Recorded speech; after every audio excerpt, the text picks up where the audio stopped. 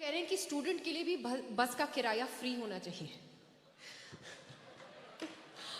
अब आप क्या कहेंगे? क्योंकि जब जरूर करेंगे। महिलाओं के लिए जब किया था तो बहुत चुनाव में जीत के आने के बाद फिर स्टूडेंट्स का भी करेंगे फ्री।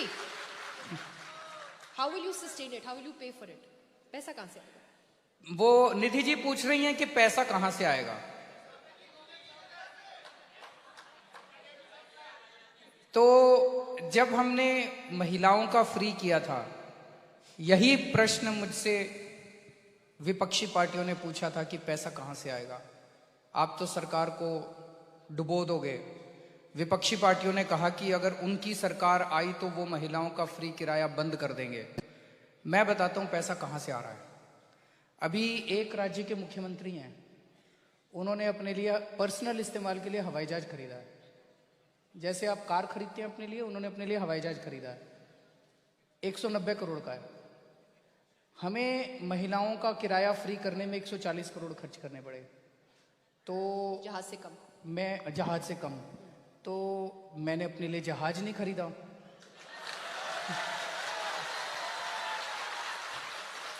उस पैसे से इनके सबके लिए, अपने माओं के लिए, बहनों के लिए, बेटियों के लिए हमने किराया मुफ्त कर दिया। पैसे की कमी नहीं है सरकार में, नीयत की कमी है। पैसा बहुत है। ये तो बहुत बड़ा अनाउंसमेंट है आज मुख्यमंत्री की तरफ से कि स्टूडेंट्स के लिए भी फ्री हो जाएगा। लेकिन आगे बढ़ने से पहले केजरीवाल जी, मैं आपसे एक दो और सवाल करना चाह रही थी, क्योंकि यहाँ जो लोग बैठे हैं, this is a question that affects them also. आजकल देश में सिटीजनशिप एक्ट के खिलाफ बहुत प्रोटेस्ट चल रहे हैं। आज गृह मंत्री अमित शाह ने आपका भी नाम लिया है जब उन्होंने अपनी एक रैली करी है जोधपुर में। कहा है कि आप और बाकी जो ऑपोजिशन के नेता हैं, you are all ganging up against CAA, लेकिन वो they will never go back on this. आप अपना स्टैंड क्लियर करेंगे कि आपने तो कहा you oppose this, but Delhi में आप क्या कर सकते हैं? कुछ स्टेट्स कह रहे हैं कि हम तो इसको लागू करेंगे ही नहीं, एनआरसी और सीएए को नहीं आने देंगे। आप क्या करेंगे? एक्चुअली मेरे को ये कानून समझ नहीं आ रहा बिल्कुल। तो मैं जैसे अभी 2-4 दिन पहले बुराड़ी गया था, वहां पे मुझे एक शख्स मिले, उनका नाम था सतीश पांडे, बिहार या यूपी से आए हैं दिल्ली। उनसे बातचीत हो रही थी, मैंने उनसे पूछा, मैंने कहा कि आपके पास अपना जन्म प्रमाण पत्र है, सरकार द्वारा जारी किया गया? उन्होंने कहा नहीं।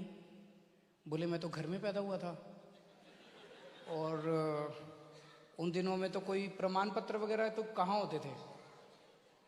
तो मैंने कहा आपके माँ बाप का? बोले जब मेरा ही नहीं है तो माँ बाप का कहाँ से होगा।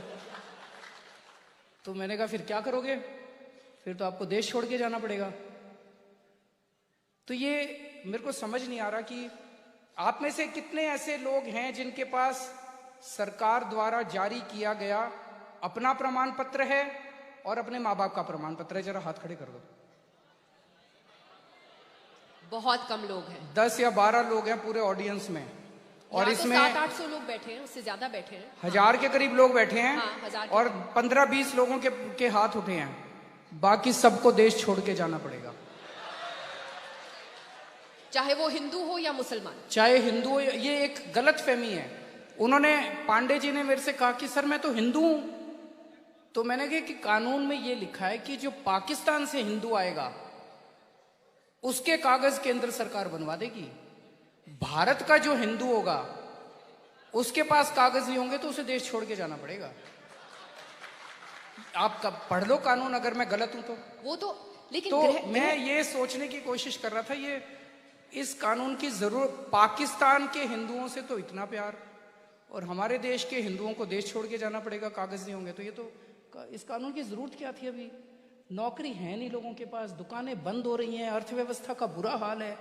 हम सबको मिलकर इसके बारे में चिंता करनी चाहिए कि जबरदस्ती का कोई कानून लाके और पूरे देश के अंदर इतना ज्यादा बवाल मचा हुआ है, क्या जरूरत थी इसकी?